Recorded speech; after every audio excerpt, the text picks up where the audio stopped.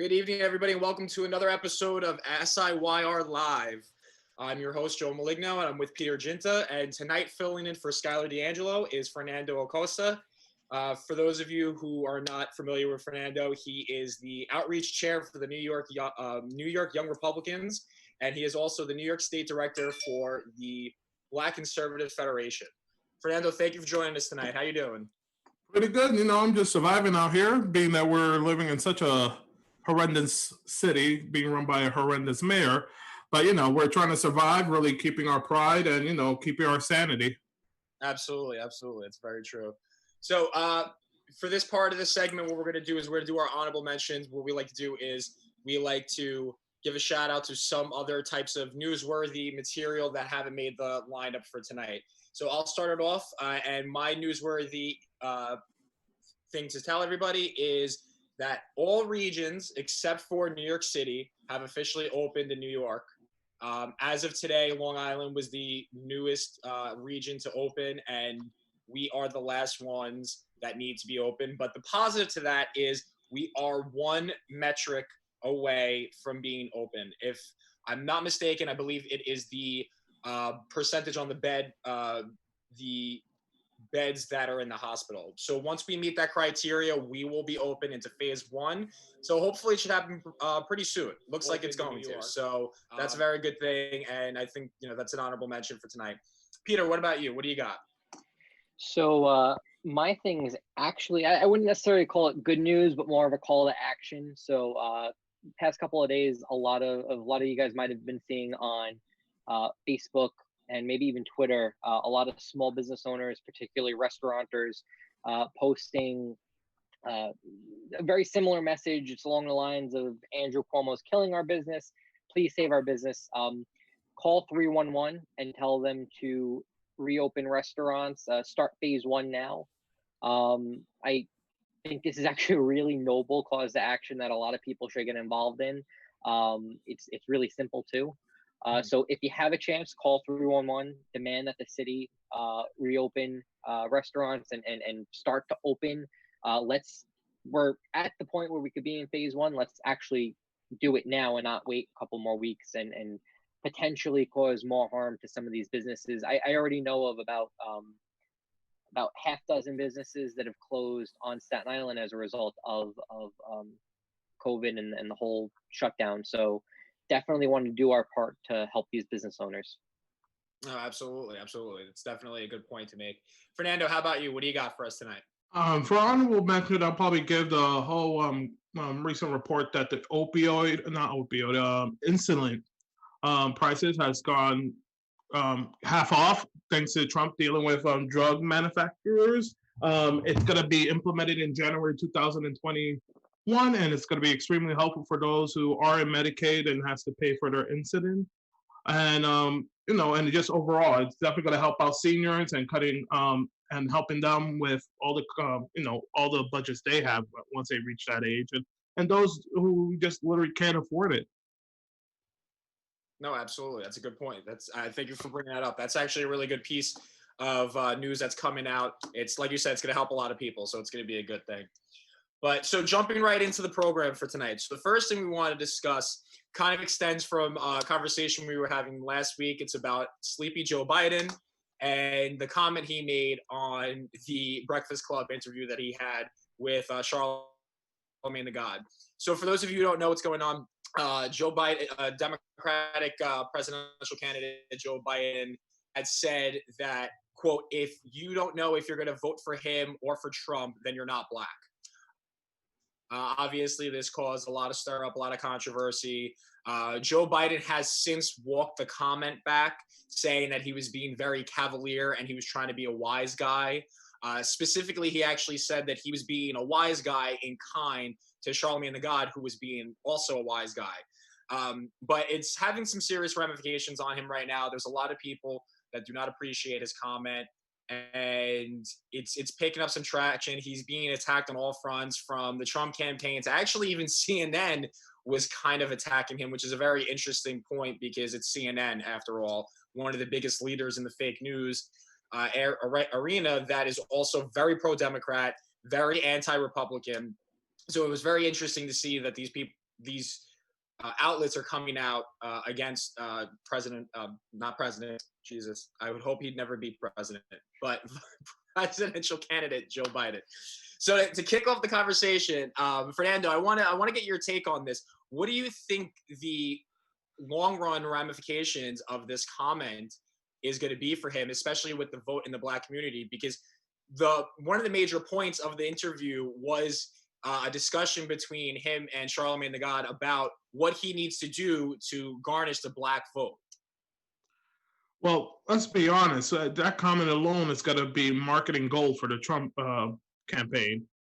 All they have to do is just keep replaying and replaying in a constant loop, and it's definitely has already been hitting people that I know who are in the fence between Trump and Biden, and as well as, those who already was for Trump, but, they were questioning stuff.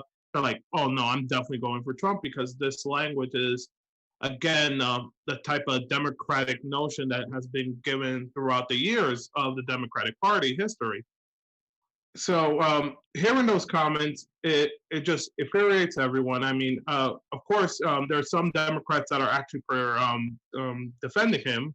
One of them is Bernie Sanders' old campaign manager. I forgot her name right at this moment, but I hope you guys know who I'm talking about. She defended Biden, and then there's others that are just completely appalled by it. And this is going to be something that it's going to be in the favor of Trump. This is actually, as I predicted this, and it's going to continue on. I was saying that the Black vote turnout will be at least 12%. But after these comments and the way he markets himself, and I mean market as in Trump, from now until November, if he plays his cards right, which I really don't worry about, we're definitely going to see double digits when it comes to Black votes to the Republican Party. As for Biden, if I was Biden team, I'll be freaking out constantly from now until November. In recent stuff, he posted up his new plan to help out African Americans after this, after these comments, saying how with Joe Biden we can really help the Black America really succeed. And the thing is, Black America was seceding. I mean, before this whole pandemic took part. Again, lowest unemployment when it comes to all race, all genders, which is 2. And it's been ongoing. And this was for Trump, under Trump policy. And this has been credited throughout all entrepreneurs, throughout all business owners, even business owners that are not fond with Donald Trump. They gave him credit when credit is due. And now that, we're trying to reopen up this market, and I don't know, I'm a stocks guy. I'm pretty sure everyone else is who's a Republican. They should. Yeah. These past couple of days, the markets have been increasing again. I mean, I just went up 12% this past week. So I've been ecstatic. So this is just if it continues on within the next couple of weeks, months, with a steady to strong economy going into September, I'm pretty sure Trump will be looking good. As for Biden, I don't know. Yeah, no, that's a good point. Something that I want to bring up, which I find very interesting, is on an interview post the Breakfast Club interview with CNN, Joe Biden actually had said that, well, let me rephrase that. So during an interview with CNN, the CNN reporter had brought up during an interview with Biden that he had tweeted out that every year he gets the backing from the NAACP, which is really funny because what makes me laugh the most is that the CNN reporter called him out on that and actually said, "You don't. That's not true." So so it's almost like another way that he's trying to say, like, I just get the Black vote. The Black vote just should be coming to me. I mean, do you agree with that aspect? Blatantly lying that the NAACP doesn't back him as much as he's claiming they do? I mean, the guy's delusional, period. He's delusional. He has dementia. I mean, he really thinks because he was the vice president of the first African-American president, he is set. He is set. He's going to get the vote no matter what. He's going to get Obama campaigning for him, probably get Michelle on the side, sprinkle a bit of Oprah in there, and he's set. But the thing is, he has a history when it comes going against minorities, period. He has a record that goes against minorities, period. there hasn't. I mean, there's been other colleagues who has voted for this crime bill back in 1994 and has said they regret voting for that. However, Joe Biden is constantly doing media tours saying, "Oh no, I'm actually pretty proud. I wrote that." And then you see constant clips of him really degrading and calling people, black males, Latino and black males, predators, similar to what Hillary Clinton called us super predators. Right. No, absolutely. And it's really interesting because you talked about people who are actually coming out and supporting Joe Biden, even given what he said, and they're defending him. One of those people happens to be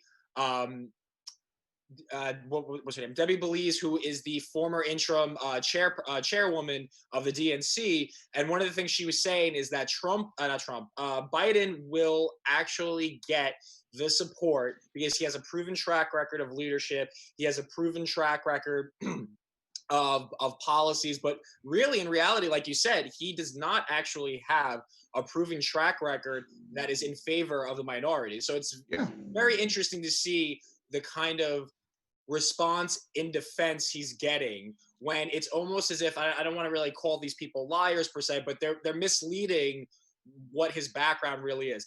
Does he have a background of leadership? I mean, I guess you could say he does. He was the vice president, but again, we've discussed this many times. It's more of just a figure position. It does not a claim to fame. Right. It's no claim to fame. It doesn't really mean you've done anything. I mean, he's not Dick Cheney, who was the strongest president in the world. President.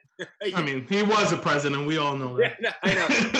That's why I make my comment that was meant to be said, because he definitely was more of a president than really a vice president. But those are rarities, like Dick Cheney's are rarities. But having said that, Peter, I want to get your take, considering we had this, we kind of touched upon the general look on how Biden was going to try and garnish the black vote last week on our show. What's your take on the feasibility of this damaging him towards the future now, with the ultimate goal of his campaign? So I don't know if it necessarily damages him. I think we look back towards the beginning of primary season when the caucuses were finishing up, and there was a lot of talk about Joe Biden going to the Carolinas and doing really well in the Carolinas with African Americans. And I don't know how you can really equate that on a national scale. I think the reality is and if for some reason this is hard for some people to understand, but the color of a person's skin doesn't necessarily dictate who they're going to vote for in an election, regardless of whether you're a Democrat or a Republican.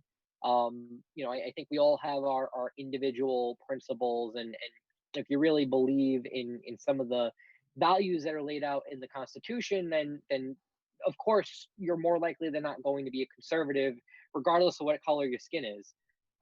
So I don't know how much of a difference it's going to make come November. I think obviously the real next test for the Biden camp is going to be New York's primary on June 23rd, the presidential primary, which is it's going to be interesting. The whole thing is it seemed like there's a heavy focus on absentee ballot voting, which is absolutely, a little questionable. But then you also got to remember Bernie's still on the ballot. You might have people who don't necessarily support Trump. African Americans and Latinos and other minorities who don't necessarily support Trump, but won't support Joe Biden because they feel that he's not technically representative of the party. And yes, they're going to go vote for another old white man, but at the same time, Bernie hasn't really made any disparaging comments like that. I mean, when you think of, you compare Bernie's time on the trail, and bear in mind, we have 2016 and 2020, his time to consider.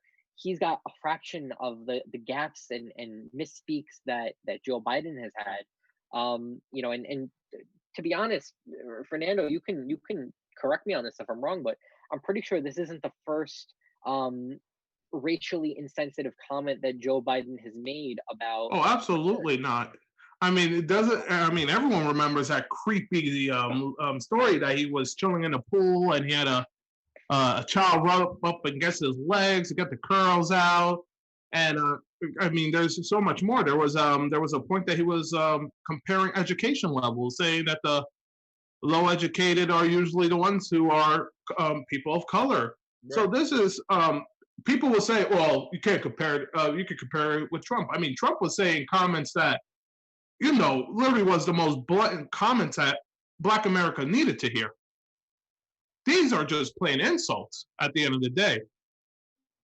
So, I mean, when Trump said, what do you have to lose? I mean, seriously, what do you have to lose? Yeah. And people still to this day say that might have been one of the greatest comments that he's ever actually made. Like, he gave them a choice. Like, it's almost to say as if you haven't gotten anything thus far. Voting for what do you have to lose? It's not like if voting for him will take away so much of what you got, because in reality, there's not much that you've already gotten. So exactly, what was the damage in voting for him? And not for nothing, but in my opinion, and I'm sure my panelists here will agree, Trump's actually done a lot for the Black community. I mean, it was clearly stated during the State of the Union. Unemployment down. Jobs are skyrocketing. I mean, there's a lot. I mean, it's one thing I'm stating, but there's a lot of things he's done. Also, the bail reforms that he went over did a lot that changed laws and changed effects that were targeting of Black men in this country. So like there's a lot, and there is a large population of Black voters that are pro-Trump. It is what it is, Absolutely. And yeah. No. And that's just the tides are changing in this country. It's absolutely true. But given the fact that this was also tied into a kind of conversation with Charlemagne the God about his potential VP pick. Peter, I'm going to direct this question at you first. I want to get your thoughts here. Do you think that now, based on this comment, that Joe Biden has basically solidified that he has no choice but to choose an African-American woman to be his running mate? Because he's already said that he, come hell or high water, is choosing a woman as his running mate. He has said in the past that he is looking at a slew of candidates, both Hispanic, Black, as white, and he hasn't chosen anybody yet. He hasn't even really considered anybody seriously. But obviously something that Charlemagne the God was saying during the interview is that to really show support and really show that he wants to try and do something for the Black community, it needs to be a Black woman that is his vice president pick. So do you think that now he's kind of put himself in a position where he has no choice but to do that? I don't know. And here's the problem. So we go back to where we were last week, and I think he's basically he's locked himself into it being a female. I think that from a strategist standpoint, that's a terrible thing to do to yourself, because you're essentially saying that you're going to, it's the same thing as you're locking yourself in, you're backing yourself into a corner. I don't necessarily think that helps them in the long run. If that was really their decision, they should have just held out until the convention, or like, don't make it part of your platform. Oh, well, vote for me because I'm going to have a woman as my running mate. And now it looks like, and I think this is something that his team is probably in the process of polling, I would imagine, figuring out whether or not having a female African-American running mate is going to be something that helps him. I don't know how much of a difference it's going to make, because at the end of the day, this is something that's clearly playing into it's clearly playing into the same thing that the Democrats had in 2016, which was, oh, well, if we put up a female candidate, we're going to win. She's gonna blow this misogynistic racist orange man out of the water, and it blew up in their face totally. So I mean, you really don't have an option. I think like you don't have a clear option of, oh, well, if we choose an African American woman, we're going to do really well. So I would say they have to first, and really we should look at the polling as well. But look at the polling, and I'm sure you're going to see people like Stacey Abrams and I would imagine Michelle Obama is somewhere in some random poll somewhere being mentioned. But it's not necessarily you're really limiting yourself, because you have to remember any running mate, whether it's Republican, Democrat, male, female, Black, white, Latino, Asian, they go through the same vetting process. Exactly. The smaller you make your pool, you're going to wind up with a running mate that is not at all compatible with your top of the ticket. And truthfully, the top of the ticket is what matters. And there's a couple of races that come to mind on the federal level, but also the state level, where the top ticket candidate didn't match really well with their running mate, and it conflicts like that make it a little difficult to present a winning ticket, because the more I'm sure you dig into Stacey Abrams' past and whoever else they're considering, even if it is Gretchen Whitmer or Amy Klobuchar, I think she got mentioned again as a potential VP pick. They all have very storied pasts, and I'm sure there's going to be that one sticking point that is there for each of them. But to limit yourself, and I said this last week, to limit yourself to a small pool of candidates just makes absolutely no sense, when at the end of the day, you want to win. Right, absolutely. Well, one of the candidates that's, I guess, being looked at in a serious fashion from the media aspect, not necessarily the Biden campaign, but is Kamala Harris, which I find interesting, because when she first put her bid in actually to run for president in this upcoming election, she was getting knocked from the Black community big time because of her work when she was a prosecutor, and how she was actually prosecuting what a lot of people felt were wrongful cases against Black men that were, again, with laws that were just targeted towards them. And I mean, so she was getting heat in the beginning herself from her own community. So it's very interesting that that's, I guess, who the hopeful candidate would be that Joe Biden would pick. Meanwhile, she herself is not really, it doesn't really look like she'd be able to garnish the votes for the Black community anyways, because they feel like she let them down when she was a prosecutor. But, Fernando, considering you weren't here last week, I'd actually really love to get your opinion on what or at least who you think of the pool of potential people that the media has brought out would be, if at all, the best candidate for Joe Biden to choose to be his running mate. I mean, even before these comments, I just want to be on the record and saying how honestly it's disgusting that the media forced the Democratic candidates to actually. I remember, and it's because it happened in the debate when Joe Biden basically said, "Oh, I'm definitely picking a woman," because at the end of the day, people needs to realize, especially, and I'm not saying this because I'm a woman. I'm just saying this because I love women. I think it's really disgusting, the fact that they're selling women in a way that can really just affect their image. Period. Like, look how Stacey Abrams is doing. It's every other week that she's basically selling herself, and it's like, what the hell? This is like the modern prostitution era or something, like, because it's really disgusting. So when it comes to other candidates that I'm thinking about, honestly, I was thinking about Klobuchar, but of course, being with this comments that he made recently, I feel like he just put himself in a corner that he has no choice but to pick some type of person that doesn't share the same skin color as him, right, in order for him to look somewhat decent. And whoever that person is, I mean, if I was, even before these comments, I thought Klobuchar was probably besides the whole salad comment in the comb, I thought she was pretty sane for a Democratic candidate. Of course, wasn't a fan of Bernie. Kamala Harris has her history. I mean, Pocahontas is Pocahontas. Right. Or else, and if he ends up picking Pocahontas, by all means, I guess she's the first, I don't know, American Indian VP. I'm kidding. So if I can, honestly, I don't really know who to pick at this time. I mean, if it is Michelle Obama, I think Michelle Obama will be risking the whole Obama legacy to even pair himself with Biden. And also, people, we have to keep in mind that Mike Pence is a vicious debater too. So whoever this person is, right, there's a vice presidential debate as well as a presidential debate, right? Yeah. So I mean, I remember seeing Mike Pence against Tom Kaine, and Tom Kaine was literally couldn't keep his mind in set because he was triggered every other minute by Mike Pence. So whoever this person ends up being, I mean, if it's Stacey Abrams, she's going to get annihilated against Mike Pence. Klobuchar will get annihilated by Mike Pence. because they are also coming from similar areas of America, the Midwest, the Mideast.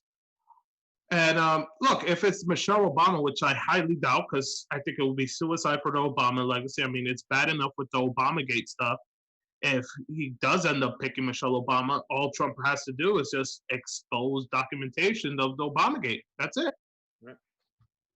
No, it's very true, and it's very interesting that you bring up the fact that if Michelle Obama were to become his running mate, that it would potentially tarnish the Obama legacy, because it now puts things in the reverse effect, where it's not Obama is in the driver's seat, taking care of business, doing good things, or as people like to say that he did, and Joe Biden's just along for the ride. It's a different thing when you're behind and backing a president that is not doing good things, is taking things in a wrong direction, and coming off of your own, because there's definitely going to be that moment of looking like, well, the Obamas are still attached. Why aren't they doing anything? What's going on? What, don't they have a say? I mean, this is the former first lady, former president. She's married to the former president. Would they not have a say? Would they not stop the atrocity of the Biden administration if that ever came to the point? So yeah, I think it's true. It could start tarnishing them in a very bad way. Absolutely. I mean, you guys have to think about it as well. 2016 was 4 years ago. Why didn't Biden run at that point? Is it because Hillary just said, no, I'm running? Or was it because the simple fact that Obama just wasn't confident enough for Biden to ever run? Because look how long it took him to actually give his endorsement to Biden. I was going to say, it came very late in the game to endorse Biden. And you would think, considering the fact that he was his vice president for all 8 years of his candidacy, that right away, once Joe threw his hat in, he'd be like, I'm going to back him. He's my guy. But no, he waited until virtually Joe was the only candidate available. And now, I mean, Joe basically is the only candidate available. I mean, aside from what we already said, that Sanders is currently on the ballot for the New York primary, but that's just a formality. For all intents and purposes, Joe Biden is the presidential candidate for the Democrats. I mean, it's just a matter up until the DNC event where he's fully endorsed by the Democratic Party. But yeah, I mean, he waited a long time for that. And I mean, if you look throughout history, other presidents usually will endorse their VP when they're running for president right away. So what was the difference between this one? No faith. That was it, literally. Right, absolutely. And I mean, I will say this too. We have said that it's more of a ceremonial position, the vice presidency. But I mean, there are certain things that vice presidents have historically been put in charge of, the abilities that they've been given more. I mean, Mike Pence has been on the forefront of what's going on with the corona and the task force. He's been up in the front. As Peter said last week, he's a great manager of sorts. We didn't see that with Joe Biden while Obama was president. We saw very limited actions or any types of delegation to Vice President Biden during the Obama administration. I mean, with the exception of the cancer thing, which, the fight for the cure for cancer, that was very near and dear to Joe Biden's heart. So that's a little different of sorts. But other than that, there really wasn't much confidence to say, you know what, I'm going to give this job to the vice president to take care of. It really wasn't. But moving on to the next topic, actually, for the night. Although that was a great discussion on Biden. Another thing going on with, speaking of campaigns, happens to be the switching gears to the Trump campaign here, and not just the Trump campaign, but campaigns in general. When it comes to the new thing that's going around, considering the corona. So a big thing that's being hyped up lately is these mail-in or absentee ballots. Okay, and for those of you who don't know what they are, is mail-in or absentee ballots are a way for you to literally mail in your vote for the election. And that's so that way you don't have to go vote in person. So a lot of that is being discussed right now with the coronavirus going around. So that way, to make a little bit more safer for those people who do not want to actually go in person. It's not the only way you can vote. They are going to be doing in-person voting. Precincts are still going to be open that are going to have in-person voting. But there is this large surge right now to get basically as many people as possible to do mail-in or absentee ballots. Now, recently what's gone on is Trump has been very vocal about not allowing for these absentee mail-in ballots. He's been very anti that. And recently he put out a tweet saying that it's going to be ripe with fraud and that there's going to be a lot of people stealing these mail-in ballots out of their mailbox so that way they can forge the signatures, change the votes. Absolutely. You know, and so actually what has happened recently is Twitter finally decided to flag one of President Trump's tweets. Now, what they did is they didn't knock it down and take it off, but what they did is they flagged it as being fake and that being misleading information. So what they did is they fact-checked it themselves, and then they went in and flagged it. And basically the way they flagged it on Twitter is they put a check to it saying basically that there is unreliable information here. And then they linked articles, which happen to be CNN articles, MSNBC articles, and other types of less left-leaning media articles that give a differing opinion as to what mail-in ballots are, what absentee ballots are, and what they're really all about. So that's the distinction here. So they're trying to take action now. Twitter is trying to basically censor President Trump in ways they can. Now, historically, they've always been saying that they have certain policies, and Trump has never violated these policies, so there's nothing they could do. Now they feel that he has finally violated these policies. And a lot of people are in uproar about the fact that only now Twitter is actually doing something. But then at the same token, some people are actually in an uproar that Twitter did anything. Specifically, Facebook has made some comments about the fact, Mark Zuckerberg specifically has made comments about Twitter's internal fact checking.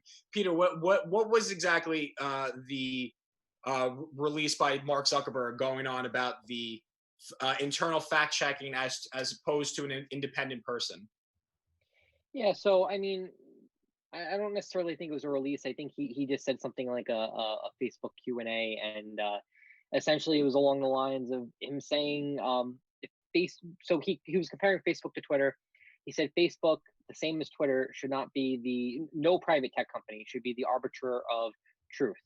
And he's absolutely right. And I think Facebook, despite the fact that there is a lot of controversy around the fact that, especially going back to the 2016 campaign, that there was a lot of fake news, so to speak, shared on social media. And I think that's something that we all see even today, a lot of fake news being shared on every platform. To target the president's post specifically, which in my opinion was more of a claim than it was an opinion. It was a claim more than anything else. It wasn't fact.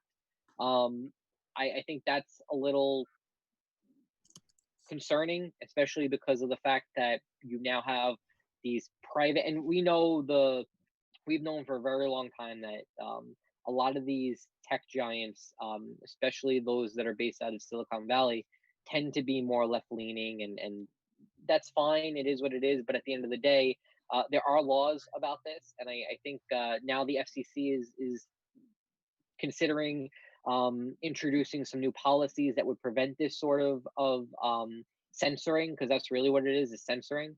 So the president's post was honestly opinion.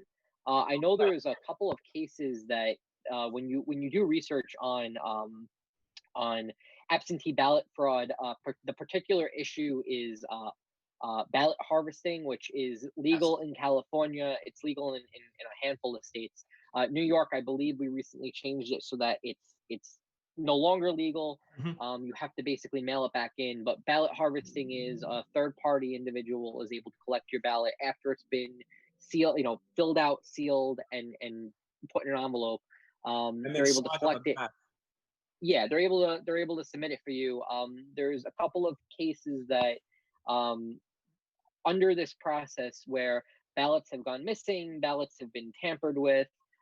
There is one in North Carolina, and it actually involves a Republican operative who in 2000, it was a couple of years ago, he had, I believe it was 2018, he had collected ballots, absentee ballots, and some of them just didn't make it in. They ended up having to throw out the results of the November election and hold another election for that particular seat.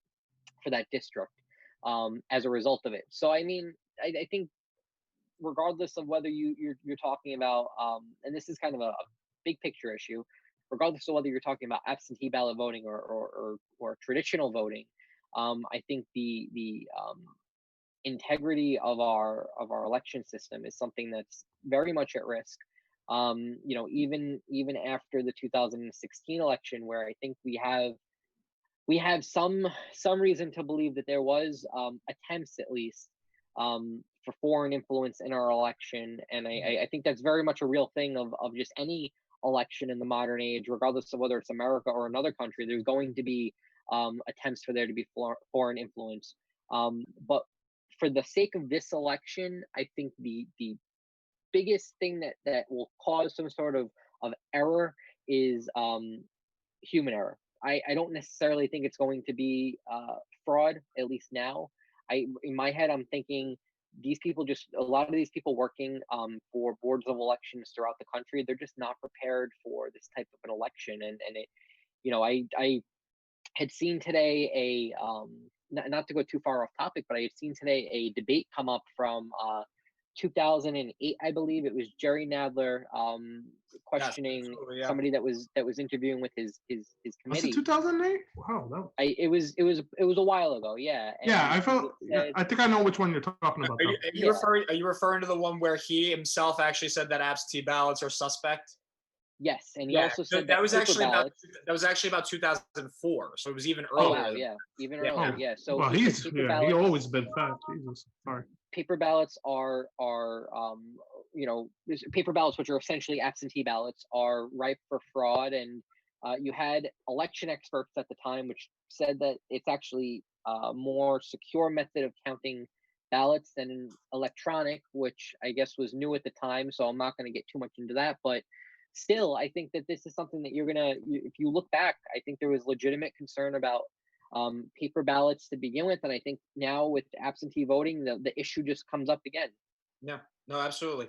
And you know, what's very interesting is the fact that, of course, the left, so back on March 30th of this year on Fox News, they had President Trump on for Fox and Friends. And of course, one of the things the left's trying to say is that basically what President Trump is doing is he's trying to stop the easiest and best ways for Democrats to vote, because he knows if they make it easier that he will never be elected. And not only would he not be elected, but other Republicans would never be elected, because obviously there's more, in their minds, there's more people that want to vote for the Democrats than the Republicans. So they have this soundbite from when President Trump back on March 30th was on Fox and Friends, where he says that, you know, no Republican would be voted, would be elected. And what they're trying to say is that he was saying that through absentee ballots or mail-in ballots, that's what would it be. But if you actually listen to the soundbite, he never specified it. He was talking about a bill that the Democrats were trying to push through the House. And he was saying that after reading it, there was all sorts of crazy reform for the elections and for the voting process. And it was those crazy things, in his opinion, that would not have another Republican ever elected again. He never specified that it was mail-in or absentee ballots. Of course, this is another thing where they're taking his words out of context. And not only are they taking it out of context, but they're literally adding words to what he said, because that's not at all what he said. But Fernando, you know, one interesting thing is that the left is trying to say that this is all purely for safety purposes because of what's going on with the coronavirus. And then they're also saying, like I said, that Trump is trying to politicize this in the sense that they know that if he allowed this, the real vote would come out from people. So what would you say it is? Do you think it's really that the left is actually trying to create a safety net for everybody so that way they're not affected? Or is it really that they see this themselves and they see that this is a way for us to get more votes than Republican votes out there? Honestly, if this was talked about probably the week after Trump won his election, I would say it's a safety net. However, being that we're a couple months for an election, I do feel like it's just the left trying to play the game to their favor. Right. Um, and I mean, Trump is not lying. I mean, it doesn't even matter if it's Republican or Democrat. It's really determines who's the Secretary of State of that state and how they handle their votes. And I mean, I can tell you just from New York City, I received a bunch of absentee ballots of people who didn't even live in my current apartment that I'm in right now. So it's there's a lot of things that are just very fishy. I mean, remember the absentee ballot situation of Acorn back in 2008? How basically we were receiving votes from dead people. Yeah. So you got to just think about throughout history how we did have similar policies and it failed completely. However, if this is something that can be talked about not as months to an election, just like probably 4 years down the road of trying a new election system, of course that would be something that should be talked about, especially where we're going into this very technological future where basically, I mean, all of the economy right now is basically transitioning themselves into a technology operation business until further notice. So one of the things the president's actually been doing, he's actually been threatening to withhold federal funding to certain states that are actually allowing the absentee ballots and mail-in ballots, specifically being Michigan. And the governor of Michigan has been very outright that it's not good. They need that money, and it's not something that the president should be doing. Does he have the authority to do that? Can he withhold that funding?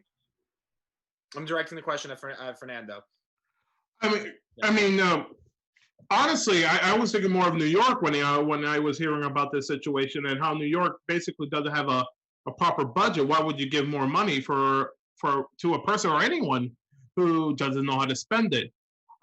So when it comes to Michigan, I don't even know how their budget is currently right now. But if it's anything similar to New York, then of course I will withdraw federal funding until there's a proper budget implemented. That way they can point it out to the T with, I mean, I'm talking really nerdy with an Excel sheet of how they will break down the budget to the point that the federal government could say, yeah, but we'll throw money in.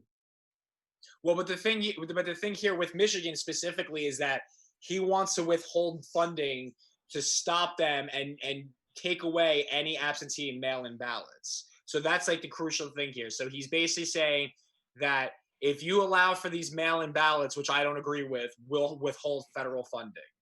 Not necessarily what's going on with New York, where we have a horrible budget, so they won't want to use extra money. It's a punishment. It's like, if you don't do this, then you're not going to get your money. You know, so in an aspect of that, it's almost like like I said, like a punishment kind of tactic. What's your take on Trump doing that? Well, if it comes to that point, then it's really going to be, I would decide the courts to really decide that from that notion. If everyone else is going with absentee ballots, and I mean, some place like Michigan, I mean, Michigan overall has just been a disaster since this whole pandemic has happened, and the way the governor has been running it, I mean, it makes sense why people are, rebelling against her. For Trump, I'm not trying to call myself a constitutional scholar, but it does seem that it is a bit of punishment. However, I will say let the courts take place when it comes to this situation. Absolutely. Well, so on that interesting point, I agree with you with the court system. Like, the court should be definitely come in and see what's going on. Obviously, I'm sure there will be some type of court filing involvement with them, whether it be from the Trump administration or from Michigan themselves. But it's going to be interesting to see how this all plays out. Another thing that's actually going to be very interesting to see how it plays out is what's currently going on in the Pacific with China. So right now, China is deploying 2 new aircraft carriers into the They deployed them into the Yellow Sea, and they are currently going through military readiness missions, and once they're finished with the military readiness missions, they're going to be deployed into the South China Sea, and they are going to be entering what's called the war games into the areas of Taiwan, which happens to be where we have some of our own naval ships. So it seems that tensions are rising between America and China. Some analysts have actually said that within 18 months there is going to be an open conflict in the waters between the aircraft carriers and other American naval ships. But what looks to be the rumblings, as a lot of people are saying right now, is the new Cold War between China and America. And a lot of this is stemming from our relationship that we have with them that's been breaking down since Corona.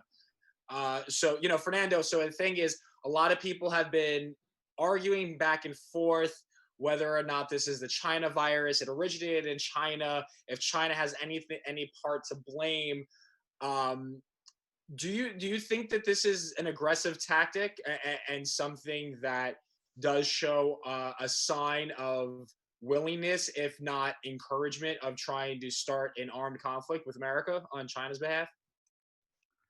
I mean, just the way everything has been handled by China in this past couple months is questionable. Every move they make.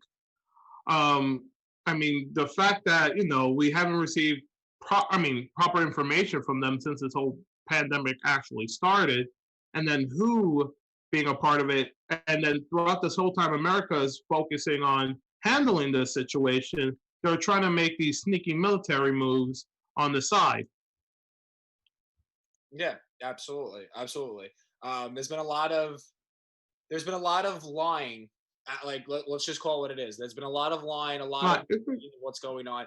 I mean, the Chinese had, what was it, 4 different reasons or statements as to how the virus came about, and now it's almost like they're flat out just even saying that it didn't originate here at all. We're not at fault for it. Which is astonishing because it started in Wuhan. I mean, it's the writing's on the wall, basically, and the Chinese is trying to deter any involvement, which they do all the time for a lot of things. They always try to deter like their involvement or their responsibilities of things that have happened. But Peter, what I find interesting actually is all of this is going on, and it's basically because of part and parcel of China wanting to gain back their full control over Taiwan, which used to be a province of China. But the interesting thing is actually at this time, we're almost engaging in one thing while pulling back. President Trump is actually thinking about fully withdrawing all the troops by the 2020 election this year of Afghanistan. What's your take on pulling out of Afghanistan? Yeah, so supposedly there's sources at the Pentagon who say that there is a plan in the works to pull all of our remaining troops. There's about 8,000 of them still in Afghanistan, to pull them out of Afghanistan. A little bit of background on that: we were already pulling troops out. I think we were ahead of our projected target for this time of year, but as a result of negotiations that we had with the Taliban, which that had gotten some criticism from pundits on both sides, just because of the fact that it was the Taliban. But regardless, it looks like there's a chance we may be pulling out of Afghanistan by election day. I think big picture, there is an opportunity here. I don't even want to call it an opportunity. There's a chance here that our next theater of war could very well be Asia. And we see China, I think, over the past 20 years has really grown into this industrial powerhouse, and they really, I don't want to say they've earned their spot on the global stage, but they have to some degree. But Chinese aggression is definitely something that needs to be curtailed. At the end of the day, the age of imperialism is over for the most part. And so you have China now. It's not just Taiwan. So the Taiwan situation is a little interesting. Only because of the fact that they're using these war games as kind of a cover to agitate the Taiwanese military, and it's bound to drag. I already know the U.S. had to redeploy the USS Theodore Roosevelt to control some of the situation there. So it's already drawing a little bit of tension in the region. But shifting gears to another border there for a second, they're even expressing this aggressive behavior towards India. There was a scuff up earlier this month between Indian troops and Chinese troops at the border. Yeah.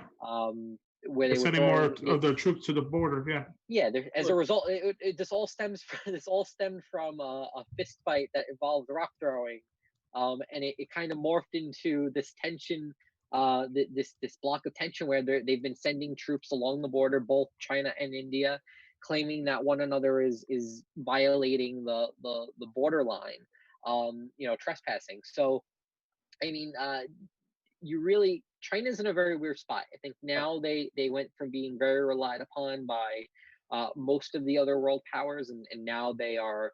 I mean, for the most part, the United States is I think really going to cut off trade and other lines there. I don't see us relying on them as much for manufacturing as we used to. I think truly this is going to be the rebirth of American innovation and American industry, and the United Kingdom may even come out a benefactor of this. Correct.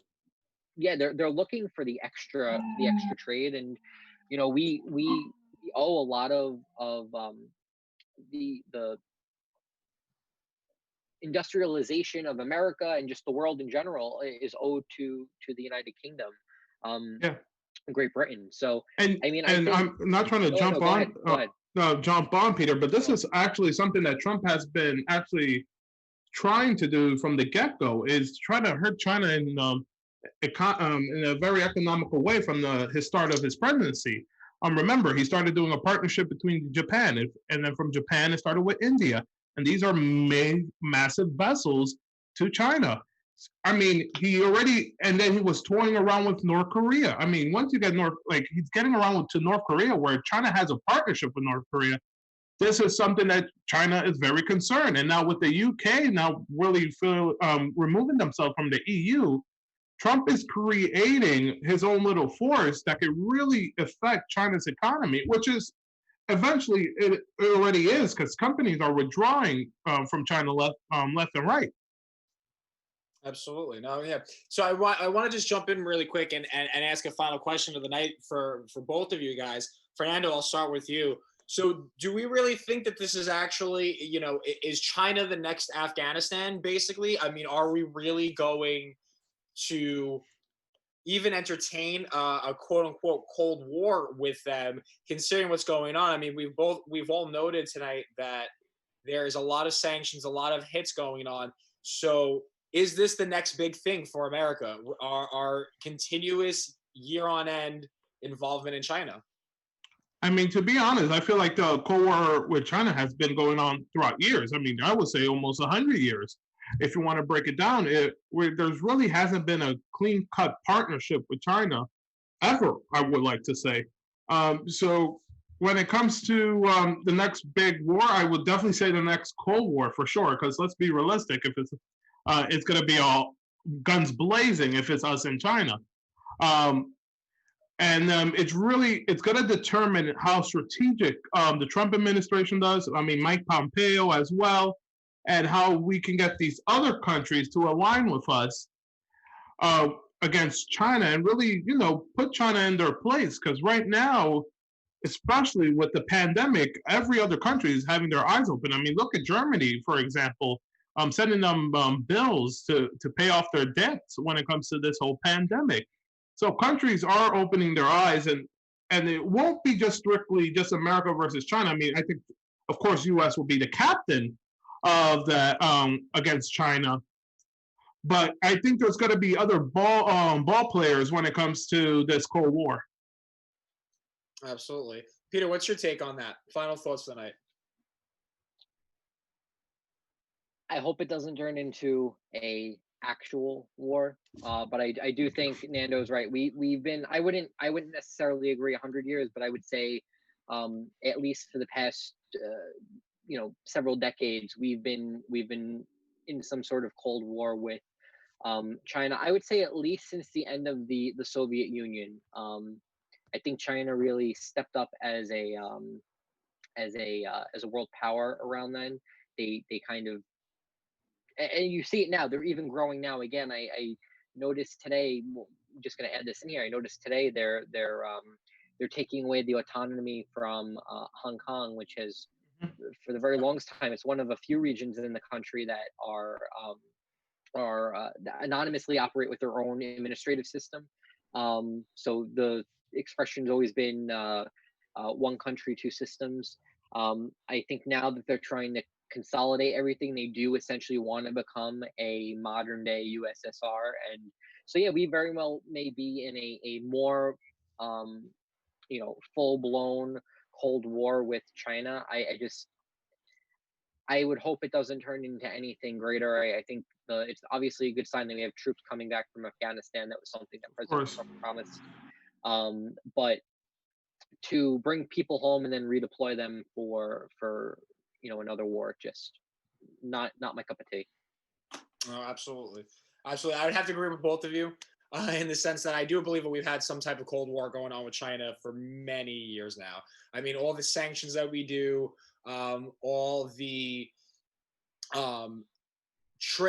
weirdness with our trade and everything, it's been a Cold War for years. And I mean, China has historically not necessarily been the best of any kind of ally to America. I mean, I think, the Korean War is a perfect example. I understand that the Korean War was a UN policing operation, not necessarily an actual war between Korea and America, but American troops were on the forefront. It was America leading the way.